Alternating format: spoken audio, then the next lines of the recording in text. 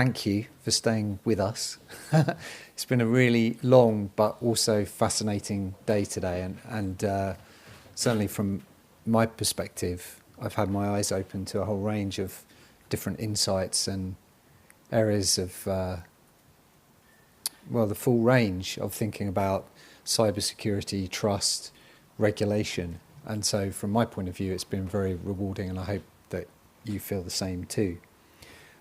We have an amazing panel this evening, and I'm going to do my best to introduce them successfully before I hand over to them. Ludmila, who gave our introductory keynote speech today, who I have to stress, although she's attaché for cyber issues and data protection, among other things at the Austrian government, she's not speaking on behalf of the Austrian government today. And that's because you said you get passionate and excited about this as a subject area. And so these are your own personal views. So I have to sort of stress that. To her right, we've got Herbert Leitold, who's the Secretary General of the Secure Information Technology Austria, that's ACIT. And his organisation and his job in particular is to advise public sector organisations on the various regulations and law, and keeping them honest and ethical in their duties in providing services, especially around privacy, but also other areas as well. So we're very... And Herbert, you're speaking tomorrow, but you've stepped in on the panel session, so we're very grateful for that. Then we have... I wanted to introduce her as Dr. Tracy Howard, but she tells me she's now a professor, so congratulations. Professor of Digital Culture at De Montfort University in Leicester in the United Kingdom. And among other things, Tracy runs an experimental R&D usability lab at the university. Tracy's a specialist in marketing and branding, and so we're really pleased to have her, because I think your perspective will be amazingly useful in the panel. No pressure. And then finally, but no means least, Dr. Helmut Leopold, who's head of the Centre for Digital Safety and Security at AIT, which is the Austrian Institute of Technology, Austria's largest research and technology organisation. Well, that's what it says on your website. And in particular, as well as studying your doctorate at Lancaster University in the UK, you are interested in key emerging technologies, IoT, 5G, photonics, as well as data science. So I'm going to ask you a few questions about that. So Martin's done a fantastic job in getting the slides. Before I start and ask the speakers, a question that emerged earlier was, how on earth do you measure trust? And so I just wanted to sort of end today by giving you two sort of gifts, which are different perspectives on how you measure trust. And I think, Tracy, you probably are aware of Net Promoter. And Net Promoter is a score system that loads of businesses and companies use as a way of measuring trust. It's a proxy for trust. And in marketing terms, it gained prominence as the one question that you need to ask your users or consumers, which is, would you recommend this service or this product to a friend or a member of your family? And Net Promoter here, the diagram here just explains how it really is used. But basically, you take the negative score of your detractors and you leave the passive scores in the middle, and you take the positive scores, and it gives you a net score. And that, in effect, can be taken as one metric of trust. Another one, which is slightly more tongue-in-cheek, and again slightly more market-orientated, is the share price of a company. And if you're a publicly listed company and you get hit by a cyber attack, then inevitably, as this graphic, which is some research from 113 publicly listed companies, shows, your average share price is 5% drop. Now, I'm quite skeptical about whether your share price actually reflects how your consumers or users trust your service, but nevertheless, it is, again, one proxy for how people buying your shares are thinking about your brand trust. And in most cases, that research, which, as I said, looked at 113 companies listed on the share price who admitted to being hit by cyber attacks, that's at least a 5% share drop. And that's broadly sustained over the period of, well, it goes back, as you can see, over 120 days it rises up again. But when it's hit, it really does knock your share price. So I just want to say those as two sort of offerings as an alternative perspective to thinking about how to measure trust. I mentioned in the previous speech that what we've covered today is an amazing spectrum between cybersecurity and broader elements of trust. And so for this panel debate, really my challenge as a moderator is how really to draw those two things together. And I'm going to make a proposal, which is the one thing that does draw them together is a key finding that the KTN found when we spoke with companies across various different sectors, which is that it's in a list of 10 emerging areas of cybersecurity, it's the last one, the human factor, which is actually the most persistent, the most prevailing, the most important area, not just for cybersecurity, but also for that broader area of trust. And that makes our debate around ethical and social issues this evening incredibly important. So I'm going to ask my panelists just to give 5 minutes on their perspectives, sometimes of the human factor, a bit around emerging technologies, a bit around branding and user experience, and a bit around what public sector organisations have to do to get their head around this. So I think I'm going to start, Helmut, with you, if you'd like to kick off, please. Thank you very much for this introduction, and I hope I do not explode your session in terms of time. Please stop me if I'm too long, but there are overwhelming many topics that I would like to share with you. But let me start a little bit with a small background on what I'm doing at the IIT and giving the motivation of my team in which direction, and to demonstrate also the real problem that I see. Basically, that your work, what I've heard in the last hour, is for me the starting point. So the main driving force when we founded IIT in 2009 was basically the big vision in all spheres of our lives. There will be more software, computers, and it will be everywhere. And do something that the next generation or the coming technology becomes more safe, more secure. We are able as human beings to control and to manage technology. That's the big mission statement. And if you ask me now, I see the same problems what you have identified in your project, but already I'm very much confronted and concerned about the next generation. We are talking about IoT. So there are no more human beings in the loop. So we have billions of machines which are talking to us, but also among them.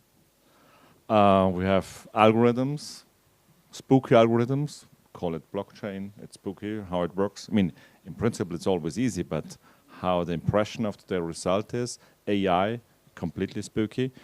We have the term now fake news. Tomorrow, how does a computer, we have already 100 million lines in a modern car, already today. A modern car has 100 million lines of code.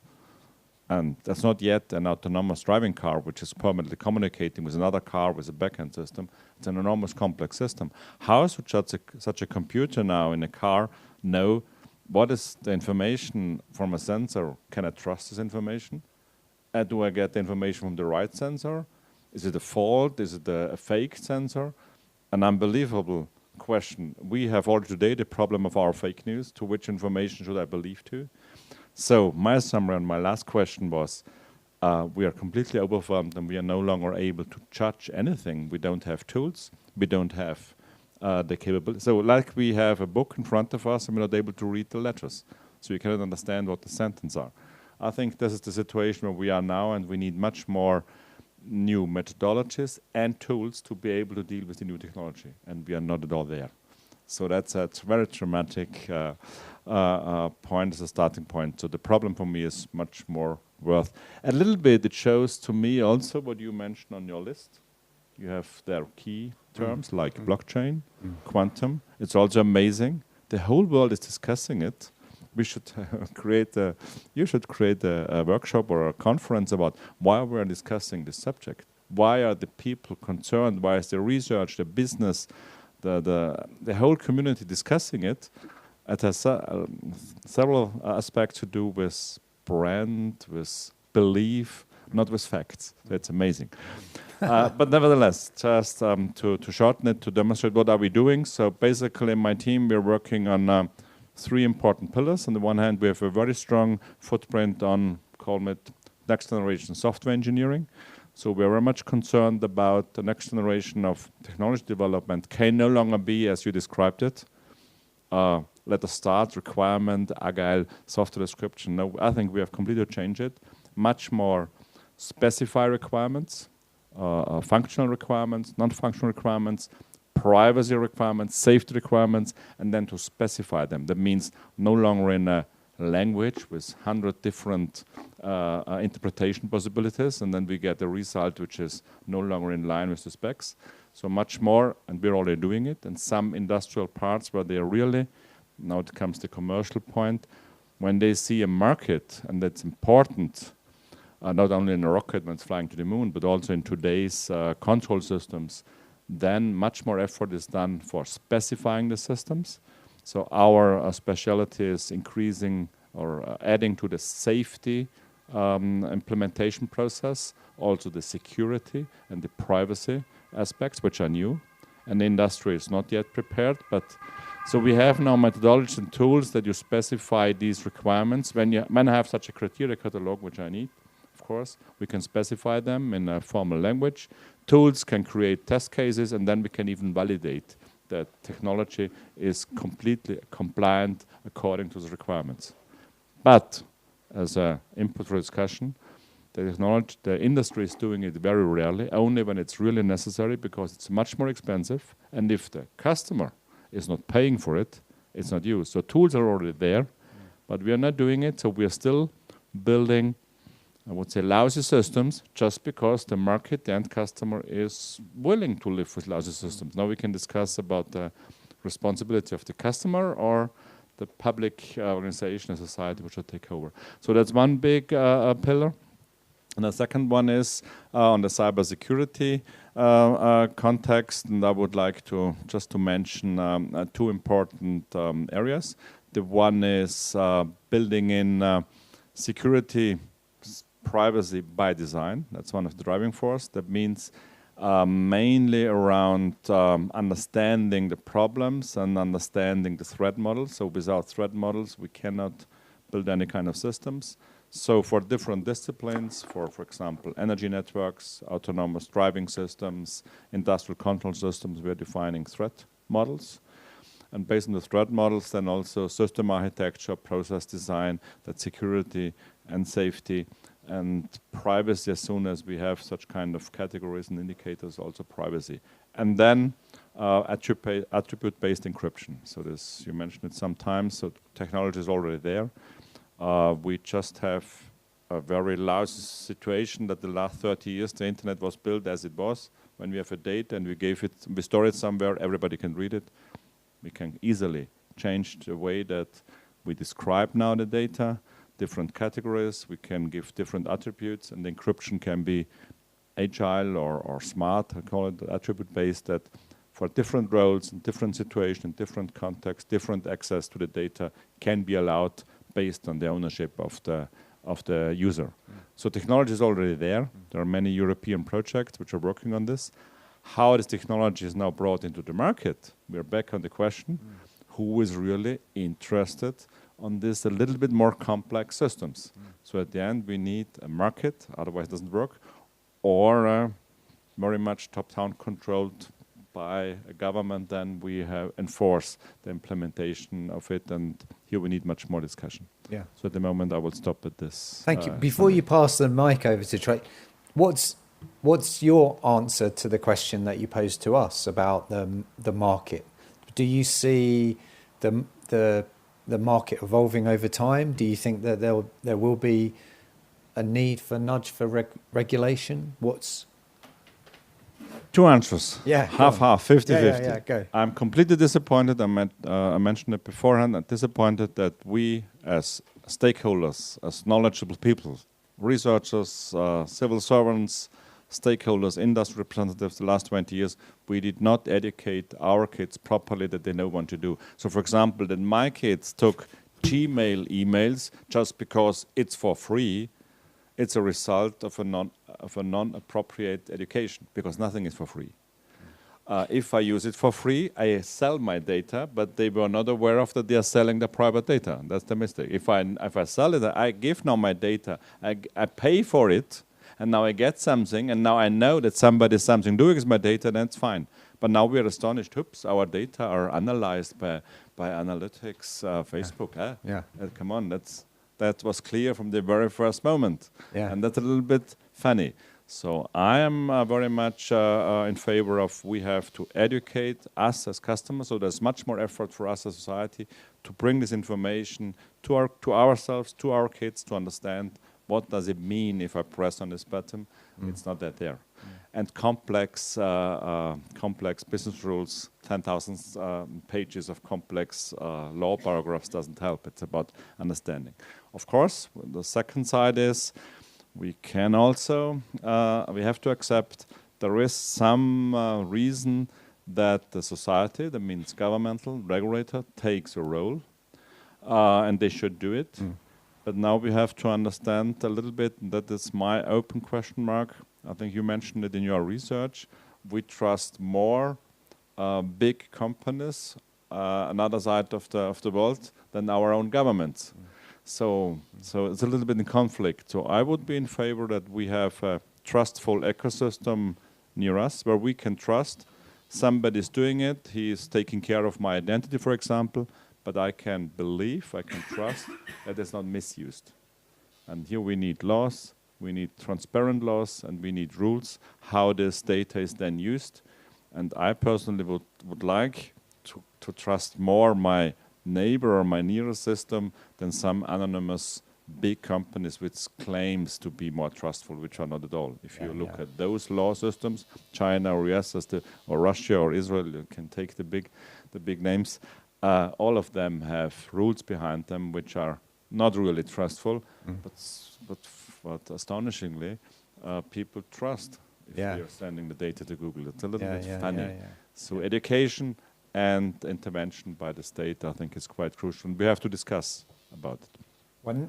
Thank you. So now that was your 10 minutes, perfect timing. Tracy, your introductory comments, really please. Interesting points there. And choice, I think, is a big one that comes out of that. So I'm Tracy Howard. I think probably it would be helpful to sort of say a little bit about what I do. I don't work in the space where technologies are now. I try and reflect on where they are going. So I futurecast and I create scenarios using a range of different methods to try and think about what the implications are of emerging and new technologies. And that's what I mean by experimental stuff. So I've been working in the IoT space for 8 or 9 years now. So a lot of the work that I've done has kind of looked at the role of trust in scenarios where some of the technologies are coming to fruition, some are a little bit further away, and some probably will never happen. So I was going to reflect on that in a moment, but I'll tell you about my sort of ethos, if you like. Being a marketer and a professional business person, I suppose, before I became an academic some time ago, I'm a great believer that people don't buy products and services. They buy solutions to problems. And a lot of the focus of what we seem to be talking about here, for me, is about the products and services, not about the solutions that people will buy or people will invest in. So, for example, if we talk about, this is where it gets to the work that we've been doing. If we talk about health, people aren't buying healthcare services. Basically what they want to do is live a meaningful life. They want to be able to go out and do all the things that they do with their friends and family, and know that their health will be sufficiently good that they can live that quality of life. If they are buying transport solutions, cars or tickets for buses or boats or bikes or planes or whatever, it's because they want to go from A to B. It's not because they want to buy a car or a bike or a plane ticket or whatever.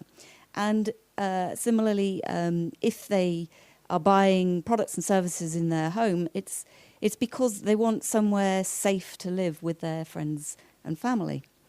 And if you look at the products and services that we create now today and take that perspective, it kind of leads you automatically to thinking about what kinds of future solutions people will be buying, particularly in relation to some of these IoT devices. I have no idea why people would buy a connected toaster.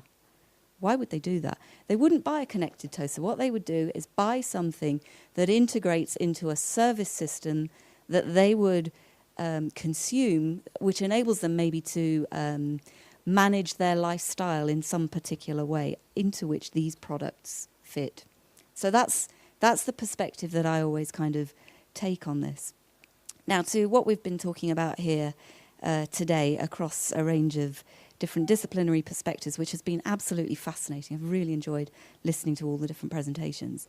As I sort of commented earlier when the previous panel was up, what comes through for me very strongly is the primacy of law and the pillars that feed into the framework that has been developed.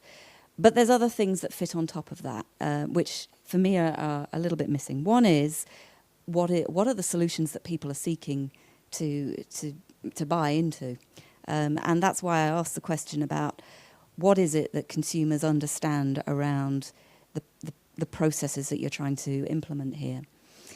But you can also think about how the businesses fit into that too. So businesses are constrained by resources, men, money, minutes, say, for example, and also capability in terms of how they generate the engineering solutions.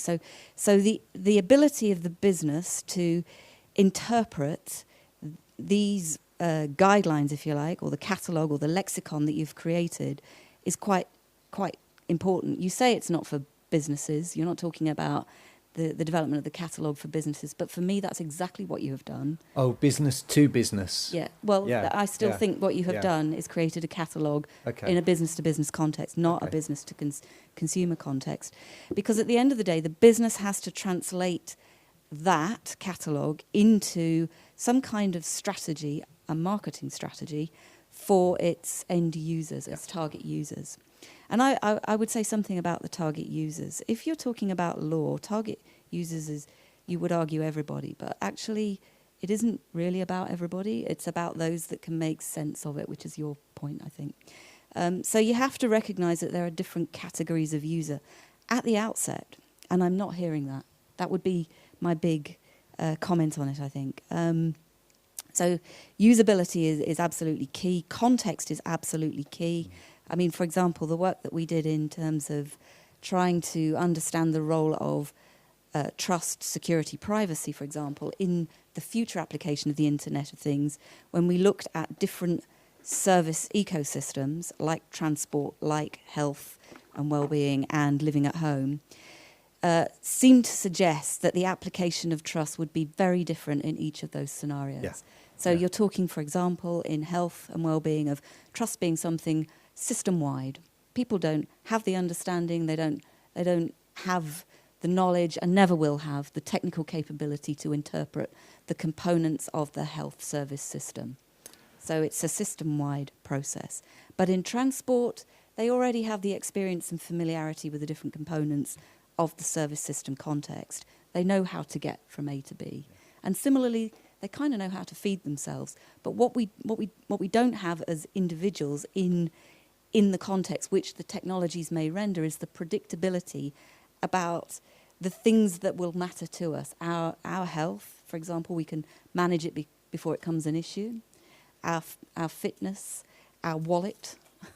You know, if you kind of, I know it's not a terribly sophisticated model, but if you look at something like Maslow's hierarchy of needs, you can map that into that and begin to make sense of what those service needs might be in an urban living or a rural living context.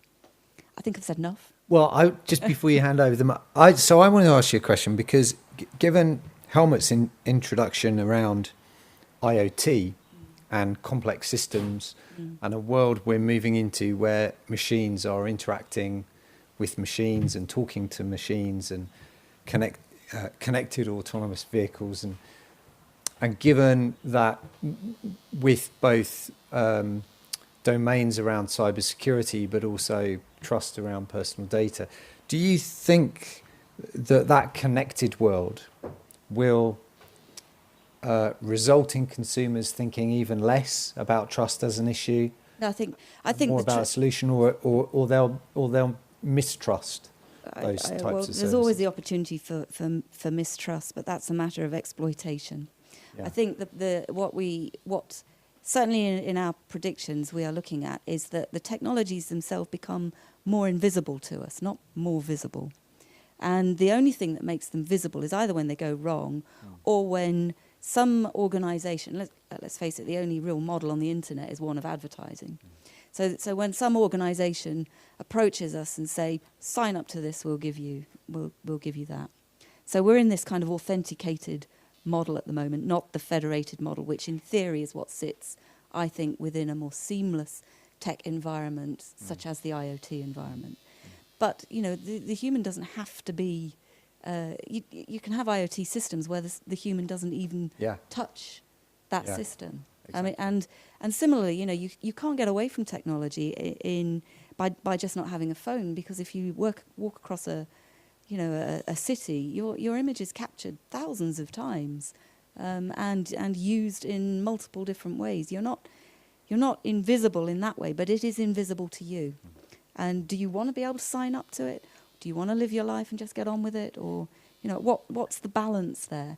What I quite liked in many of the presentations today was this comment around, well, it's a trade-off, it's a balance. Yeah. We don't really know what the balance is here, I think. And understanding that is probably something that we'll have to work with over the coming years. Great. Thank you very much. Thank you. Herbert, your views, please. I would start with the title of today's conference, Trust in ICT. And as I'm a technician, I love definitions almost as much as lawyers do. So, and as Nora neatly said in her presentation, there are plenty of definitions of trust, so I use that one that serves my purposes best. And I would start with defining trust as the belief and confidence, in particular for trust in ICT, belief and confidence in integrity and expected functioning of a system. And there already we have two parts, the later part, confidence, and in particular integrity and functioning of a system. We can test that, we can measure that. In the first part, belief and confidence, there is already the human factor. Whether I believe if something is trustworthy is a highly personal question. And in the second part, that is where ACT is active. We test systems, in particular related to electronic identities, electronic signatures, in relation to the eIDAS services. We are a certification body. And we discussed a lot about certification. Testing of systems can start from a simple self-declaration to very rigid systems, regulated systems. We are rather in that part when we certify as an accredited body certain components. Does that build trust? Well, it helps, but it doesn't necessarily build trust. I take an analogy with transport, getting from A to B. I mean, think of an airplane. The best certified system ever. Every bolt, every screw is certified. Do we trust it? Yeah. Well, to a large extent, yes. But if you fear, if you have fear of flying, you you don't care about certification at all. I think perhaps you Still- worry about the pilot, don't you? Still, getting a grip on the system, on the functioning, can help, in particular in those areas where it matters, like planes, but I also take qualified signatures, electronic identities, when you really want to access your e-health record or sensitive data. There, such schemes can help. Yeah. Would business matter? Well, if it is regulated, yes, because otherwise you are not in service. I, however, would also throw in, when we talk about IoT and those devices, well, could it be a competitive advantage, in particular for European business, to undergo such probably costly systems compared to Asian devices that European industry never can compete with in terms of smart light boards, in particular the area of IoT there. So there I would, whether that needs to be regulated or whether that are self-certified systems, or whether the Cybersecurity Act we heard today from you will help there, that is a question to be sorted out. Yeah. But I wouldn't go for, we build lousy systems deliberately.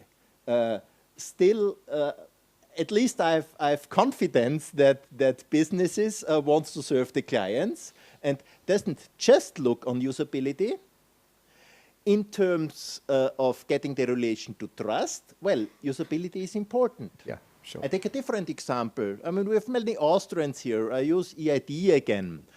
In 2005, Austria started a system, a citizen card system, for free to use smart cards in e-government services.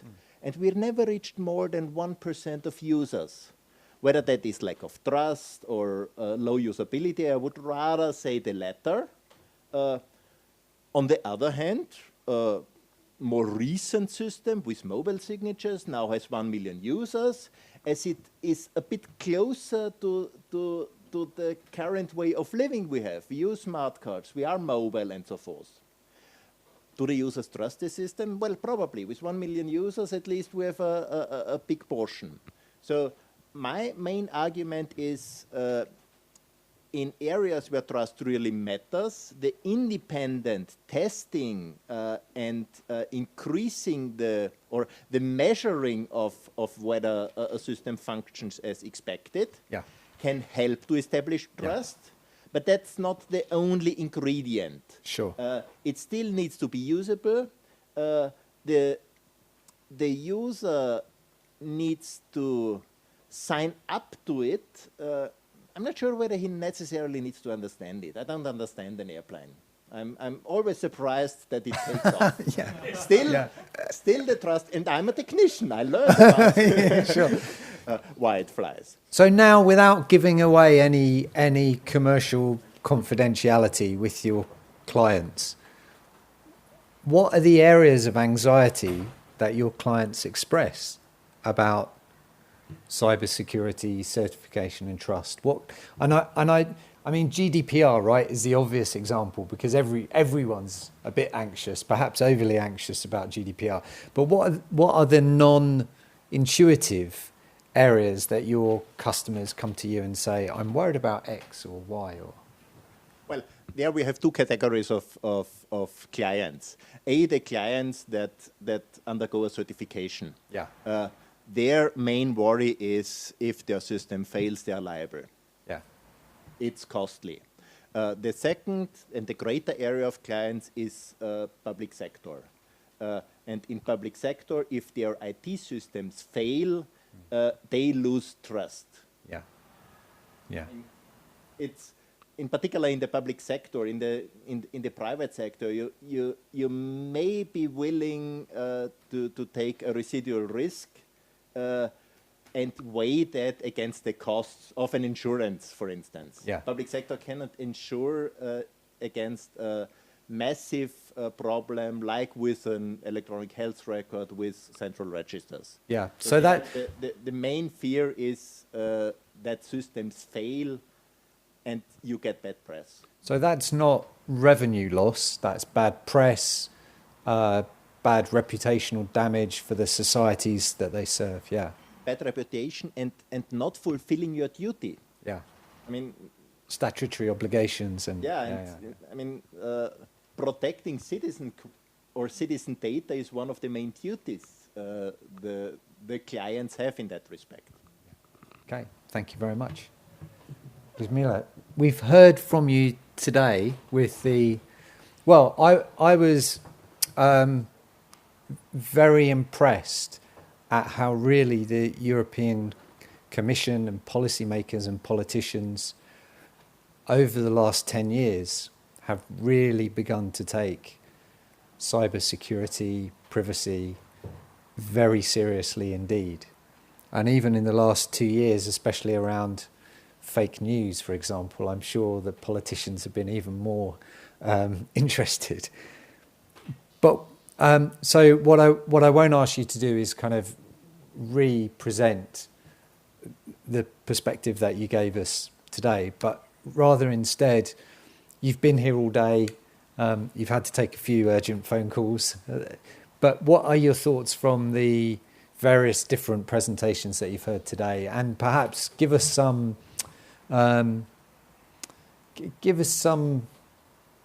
area of hope around cyber trust, critical national infrastructure. Okay, thank you, John. Maybe just to introduce myself, because you were so keen with my privacy that only my first name. Oh, I'm so sorry. Lyudmila Georgieva. I'm working for the Austrian government in Brussels and had the honor to actually be part of the negotiation teams of cybersecurity legislation and GDPR. So I have always, when someone says GDPR, it's like the buzzword, and I wake up and it's where it was, because it was part of my life for the last 4 years. Maybe you're right. I'm not going to represent again all the 37 slides I had in the morning. I was really thankful for all presentations today, because it's a very unique experience for me. Normally, we as policymakers, legislators, we are the one being at the first step, so ex ante, let's say like this, to use the legal terms. So we create the legislation and hope it will work, and hope so it will somehow impact positively the life of citizens and business. And today I saw a lot of examples ex post. So actually what happens afterwards, and it was amazingly this kind of to see how many elements legislation provides for working and for activities, and how many good things can actually come out of this. So that's why thank you very much for all the presentations. It was really very interesting for me. On the other hand, I realized that to understand privacy, data protection, and cybersecurity, you need actually 7 academic educations to understand the whole scope of everything what we are talking about. And I think maybe to make a little link to Tracy, you're absolutely right. I think people don't buy products and services, maybe just if there is something with brands, but otherwise they buy normally solutions. And I think the usability is something very important. So even if I would say for myself, I'm somehow a bit of advanced user in the sense of cybersecurity and data protection, still I am very online booking of tickets. This is, I think, a very good example how digitization can help to improve your everyday life. Like for 20 years ago, 30 years ago, you had to go to the travel agency to book months in advance, to pay there, tend to wait for the tickets to be delivered via post to your home address. Don't dare to lose them, otherwise there will be a problem. So it was really a kind of a wish of several weeks and a lot of activities among this. Now today you can just online booking, go there, but I know that in behind how many data analysis companies are behind, and how I don't want to know how many people actually coming in touch with all my data. So I'm sharing home address, credit cards, destinations. So I think this is something where you see, you're right, you buy solutions, you don't buy actually products and services. What I've learned today, it's also, again, that ICT criteria can have a very European approach, namely the question of European values, based on European values, based on European fundamental rights. So this is something where Europe can go and maybe to have a competitive advantage on here. So this is something where I thought I had a, let me say, educated guess that this is the case with GDPR. But today it was proven from all of you that actually this is a way forward where Europe or European companies can go for. And this is something what people would like to buy. So I don't want to understand the whole, I very seldom read the data protection declarations, I have to admit, even if it should be my job. But still, I don't also want just to tick a box and say, okay, I agree. I would like to know and to have the security that the assurance that when I buy something, this is probably, and companies are saying, when servers, they have the brand based in Europe, your data stored in Europe, people are willing to pay. And I'm one of those users who are paying for my mail provider, €1 per month. I'm very proud of it, because it's the most obviously secure and privacy-driven and green email provider in Germany. So I think the ICT criteria based on European values, on fundamental rights, this is the added value where we can go for Europe in the global competitive fight for data. And I think we don't know, so digital skills was mentioned. Yes, I agree with Helmut, it's very important to understand, but not into detail. There is not enough time to understand, as you said, there are like 100 million lines of code for a car. Right now, you don't know what will be with autonomous driving car. I think what I've learned also today, and I think lifelong learning should be promoted, is trust is measurable. I think this is something that is very interesting, because in cybersecurity, especially in cybersecurity space, you always talk about you need trust in order to exchange the information, in order to work together, and you need trust on the one hand, and trust for the users, again, end users. Again, what I really enjoyed today, the interdisciplinary approach of the project, and I saw really the need of this necessity of to connect communities. So I'm very happy that so I have to make a little self-advertisement. We're very proud at the Austrian presidency. We're trying to connect exactly community, cybersecurity and fintech, cybersecurity and energy sector. Cyber hygiene, this is something you also, John, emphasized a lot of times, but this is something we have to also school curriculums. And I heard a few days ago from, I don't remember, a hacker who said, please do not everybody has to learn to code. There are enough bad codes outside there. So, but you have to learn how to address it and how to handle it, I would say. Cost versus benefits. Yes, there is something very, I think once a data protection officer told me once, compliance is costly, but non-compliance is even more costly. And I think this is the question of Cyberattack and how to, we are doing, again, sorry for the self-advertisement, we're doing a project with the German Economic Institute in Brussels on the costs and figures of Cyberattack in the energy sector. So that will be very interesting. And I think to come to the end a bit, because I see you got nervous, that well, you know, the question of I will try to connect it ethical approach for the companies. I think what I've learned in the years of negotiating the GDPR, companies all said if we have legal certainty, this is what we need. We are not afraid of additional burdens, we are afraid of uncertainty. And I think this is something very important. An ethical approach would be helpful, and I think the people there are a lot of studies and surveys that citizens and persons in Europe are would like to pay more if it's really secure, if it's really privacy and data protection. So the ethical approach versus end users who are aware of the problem but not willing to pay. And then the very important question of the enforcing regulatory bodies. And this is something to close. So after the legislation is passed, we have this kind of angle: companies, users, and regulatory bodies. And I think here again, taxpayers are requested because these bodies would need more staff.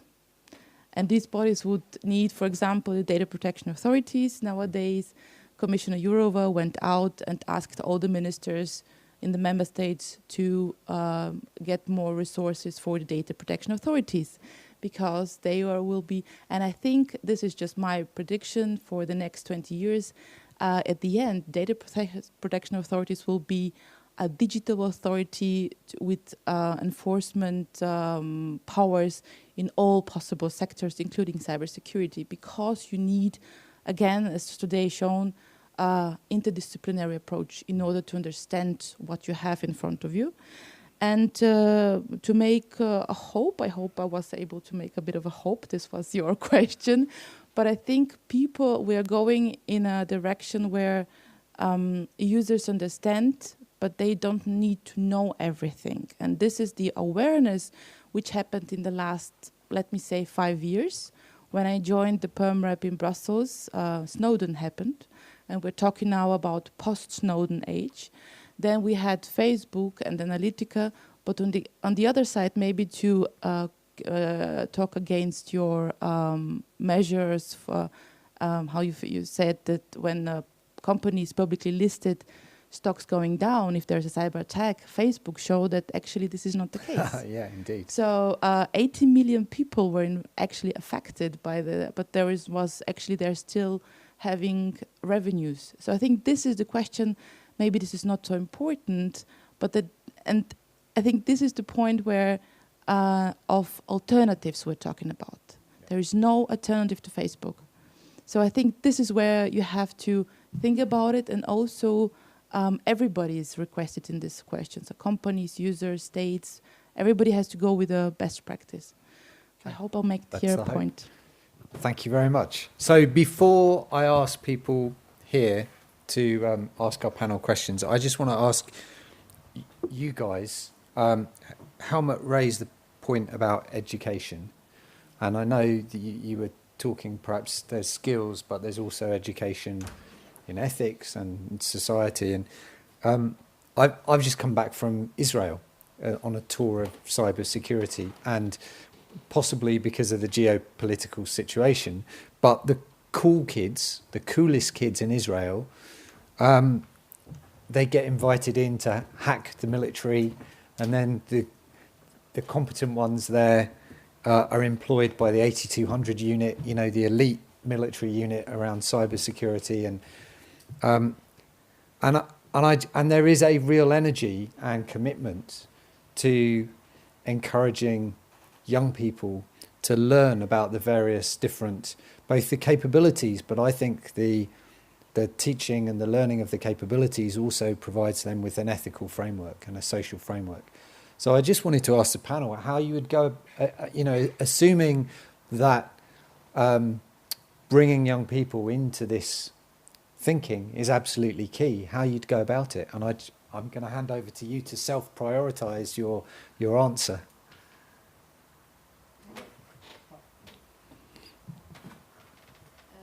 Okay, as an academic and an educator, well, obviously education is absolutely key, but the challenge is that it's not. It doesn't take place in a vacuum, and neither can it be static, and learning has to be lifelong for it to be truly successful, I think. But the other thing I would say is that much of what came out of today is that education can make knowledge understandable, but it is experience and familiarity which renders it useful. Yeah. And therefore, somehow we have to find ways of making knowledge truly useful to people as they grow up. Yeah. So it's not a straightforward education can deliver it, actually. Yeah. For me, anyway, it's more about how we facilitate meaningful experiences from which people can learn and develop. Okay. Helmut, you... Yeah, I have plenty of comments, but I'll try to be short. First of all, on this educational stuff, let me give you an example. I mean, I hope most of you should know, Austria is a very small country with 8 million people. We are, since centuries, leading edge in skiing. We always have the world's best skiers. I mean, it's quite obvious. Do you know why? We have snow. It makes it easier than some other countries, of course. But, sorry? And mountains. Yeah, but that's infrastructure. No, but something much more.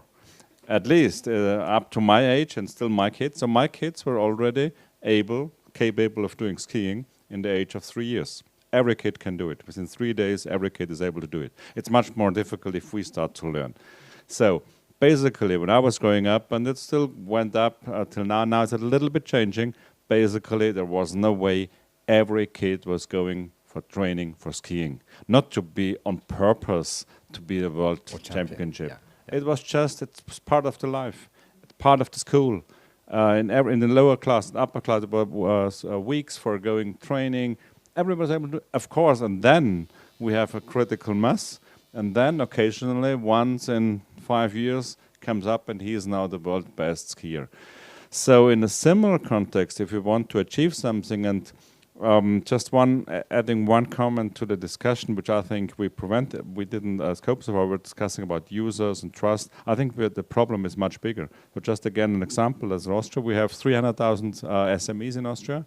If only 10% of them, there are 30,000, or only 1% of them are 3,000, are now deciding we want to employ one person just to take care in the company about privacy, the new laws, security, we are exploded. Where are the experts coming from? They are not there. So we have, despite all our discussions, the principal problems, by the way, all over the world. It's not about understanding 100 million lines of code, no. We don't understand cars, but we get a limited education. How do we deal with the technology? What does it happen if I don't brake or if I give too much gas? So some basic capabilities we should have on a broad scale, everybody. Right. And we have no plans so far to be there. And based on that, also something which we didn't discuss, and I would like to add, so far I think we discussed just about user trust, so the end user and trusting a system. I think there is a second level which we have to take into account, which I recommend you have to take into account in your study. I would call it, perhaps you have a term already, a kind of technical trust. So, for example, if I'm as a system engineer designing an autonomous driving car and system, it's not about the end user. I have to build in my system. How is my algorithm now reacting? For example, if some information is coming from I as a designer, has now to implement somehow mechanisms, algorithms, probabilistic, whatever it is, that the system is accepting the information, means I have to implement trust somehow. So, for example, a blockchain algorithm is one approach of implementing it in hardware. So we have here to develop much more tools, techniques, but also people understanding this. So this goes back to the second level, that all the engineers have to increase their capabilities, and that's for me the second problem, a little bit aligned with the first one. We don't have so far all our engineers educated them with knowledge about security and this trust stuff. And this is now a limitation in our product development, where I believe we should focus on this trust. And this could be the competitive advantage in USB in our country for all our industry. Well, I'm going to let Ludmila off the hook from talking about government policy on skills development. You'd like to? Okay, well, off you go first, and then Herbert, and then we must open the floor up to questions. Okay, go for it. The education policy is one of my hard topics, because I think it's really like the most crucial thing in order to live democracy and to understand democracy. So I think digitalization is just just a mean to something. So it's something that gives me the possibility to access easier some services, to have an easy access to if I'm living abroad or far away, or I'm older or younger. So I think digital is something, just a measure to something, a mean to something. That's why education, 3 points I'd like to maybe something like to teach self-responsibility, in that sense that you need, you have this, Tracy said, lifelong learning, and we have this kind of a responsibility also to read maybe, so the disclaimer, to read the data protection declaration once in a while, and just to think about it. Of course, Facebook is, I mean, even my mom said, this is like, Facebook is, you will see in few years, she said it like 10 years ago, yeah? And of course, on the other hand, people, older people, just educated people, colleagues saying, yes, I'm so upset. I'm using Facebook only to stay in contact with all my friends abroad, and we're sharing just few things. But they are using a service, and they think that it is just for free. So I think this is the question of self-responsibility, to understand what you're doing and to go to, I don't know, Wikipedia, to go to search engines, to search for the information. I said, this is something you have to teach. Also, you and have quickly, your other 2 points. Yes. I'm coming to the second Thank one. you. You have to teach the teachers. So we do not have the teachers who are capable of teaching the digital natives. And I think this is the point where you have to also to close the gap. And basically, you need a different education system, because you have, nowadays, you don't learn, I don't know, when this war was happened and how long you have to learn why it happened, to understand the background, and this kind of a connected knowledge. And I think this is something you have to learn, because we are getting more complex and complex. We are a knowledge society. Sure. And maybe just 1-2 points, because you asked me for hope, and I forgot to mention this. I think GDPR is something people are thinking about. This is the best example how Europe can create global standards. Yeah. And I think this is something where exactly here to give hope that legislation, and we should be actually more active on that. Thank you. Thank you. Thank you very much. Herbert. Before opening, I'll be a bit controversial. Good.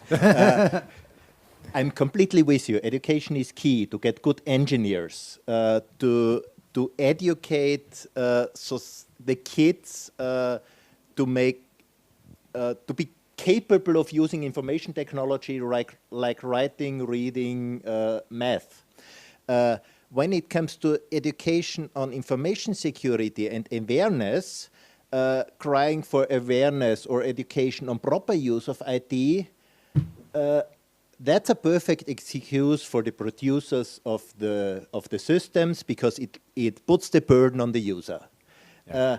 Some basic knowledge is great. We know that it's a bad idea to use metal sticks to finger in power plugs.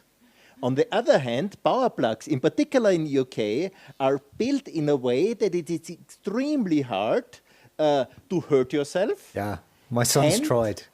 And you have lots of safeguards around that. And we have that in various areas where we are very dependent on, like transport, like energy, like water, like health. And we are increasingly dependent on IT, but do not yet have those safeguards. Yeah, yeah. I'm excusing a bit. We do have the safeguards, like the NIS directive, like GDPR. So there are ways on that, but in particular asking for education to make sure that you don't get hurt when you use your computer. On the long run, that should fade away. Yeah, sure. Thank you. So we have 10 minutes left for questions, yeah? So are there any questions for the panelists? And please, if you would like to, I know we know who you all are, but if you'd like to just say into the microphone your name and your organisation, that allows us to capture your comments on the record of today. Thank you. Thank you very much for all your opinion. Very valuable. I'm wondering, I mean, you refer to education, to the need to understand and to be aware of things. Can really humans be aware of what machines are doing behind the scene? could we be ready ever to understand all that, or do we need machines to understand what other machines are doing and to give us the simplification of all that complexity?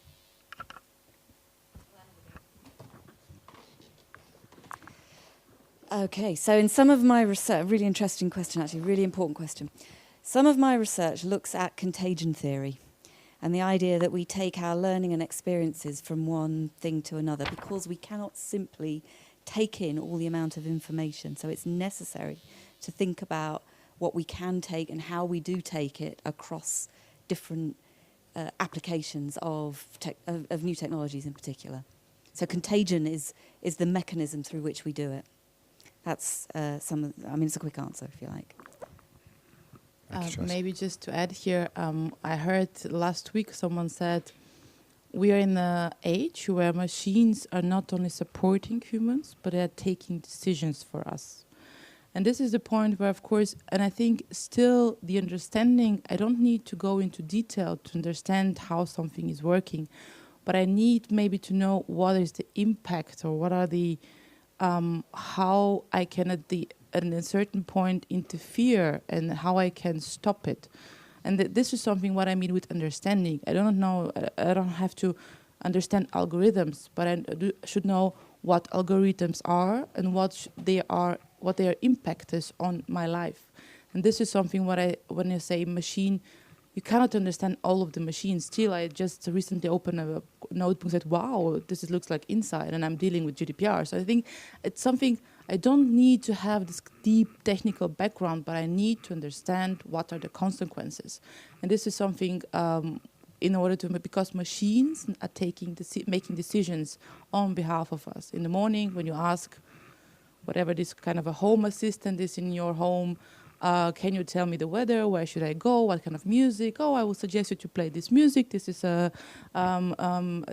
suits to your mood today and to your, because you slept very bad. Take you this to. And I think this is a moment where you have to know how it is doing and to understand where is to switch it off. Just basically to protect yourself. Also very quick. I mean, I love understanding technologies because I'm a technician, but why should I need to understand? I don't need to understand the TV set. I want to see the movie. Understanding the consequences, if there is an ad, I should understand that the producer wants to sell something. So the purpose of the technology and the consequences, that I need to understand. But not how it works, why it works. Sure. Sorry, how much? Please. Yeah, no worries. So go for it. Yeah, go for it. Just to add on, and I'm going one step further, just in two examples. So it's not at all possible, of course, to understand anything, but going one step further with two examples. Take the blockchain example. I think the whole world is discussing it on every level. I believe nobody, that's wrong, but from 1 million people, 10 are really understanding what's going on. The rest, 900,990, are still discussing and believing on it and solving problems, even it's not solved. But they just ignore and think, I've heard it should work somehow. And business goes on. It's unbelievable, cool. And that's one of the problems. So it's not feasible because if you go in detail, then you have to go in detail. Please listen. It becomes a little bit complicated. It's not that easy to follow. It's not easy explainable. And so it's a very interesting situation. Everybody believes on it. We are solving all the problems. It doesn't work, so it's starting. Going one step further to AI, it's not possible at all to understand. We just can't believe. And by the way, do you know, also AI machines are starting to was heißt Aberglauben auf English? Sorry? Superstitions. They do something and we believe then that's true. It happens, we can prove it, it's already there, the scientist knows it, we can train the machines, so we have a big problem. So the question is not, we should understand, we should know that there is a machine behind it which can make failures, that also the wonderful artificial intelligence could be wrong, And I, as a user, have then the capabilities first to notice and not completely to rely on it, and then to know what can I do and what should I do. So which we have to have. We will. I don't believe that we will ever have machines which do everything properly right. We have to have it in our hand.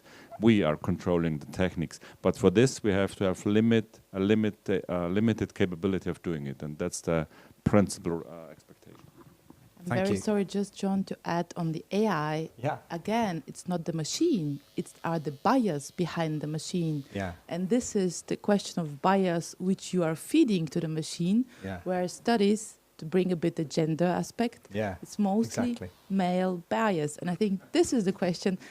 This is another philosophical question for afterwards. But again, it's not the machine; they are just doing the maths, but it's actually the bias you're behind. Sorry for that. Yeah, and you know, when 50% of the world is not male, that's an important bias to eradicate, I think. We only have time for one more question, so if you'd like to say your name and where you're from. And Michele Loi, University of Zurich. I'm thinking about this idea of the service that is meant to solve a problem, and actually I cannot get my hand around it. I think there's something fundamentally wrong and missing from the picture. Because if we try to understand internet in that way, it just doesn't work, because it's not like I have a problem, so I step on internet, get to the solution of my problem, and then I'm out of the internet. It doesn't work like that. Maybe it worked like that once, does not work like that anymore. It's more, I get into internet, explore internet, and then internet creates problems for me.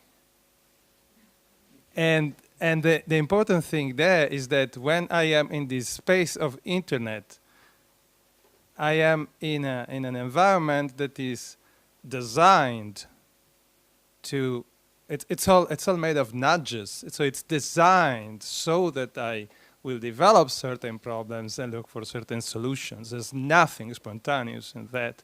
It's this idea that it really starts with the consumer who has a problem, goes in internet and solves it. It doesn't make much sense to me. so your point is that we're inhabiting cyberspace because nowadays that is designed. I don't know if you'd like to. Yeah, I would like to reaction it.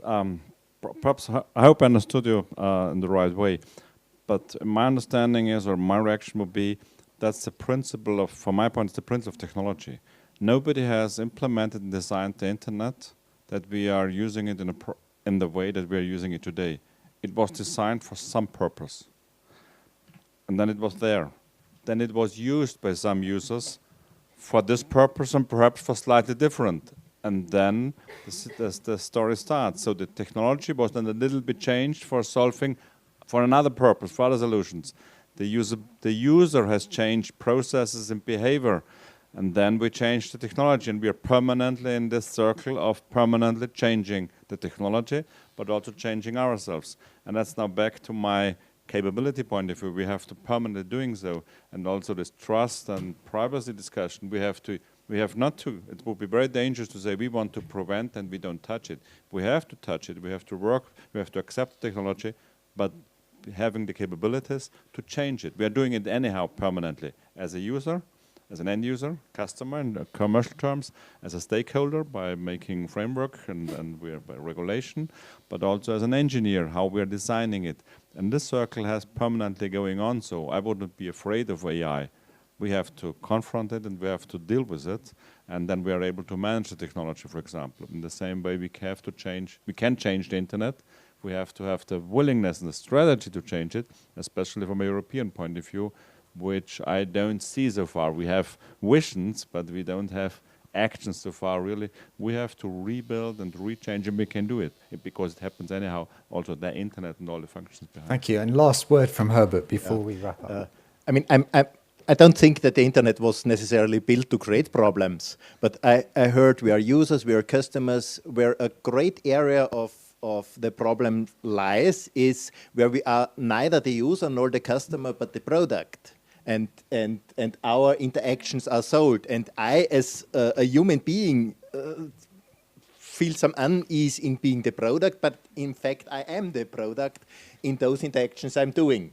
And that is a new dimension we got in the last 10 years or so. And on that hopeful note, anxious note, I'm afraid we've run out of time. Normally a chair has the unenvious responsibility to try to summarize the conversation, okay? And I think I've decided that I'd like to summarize the discussion really with a personal message.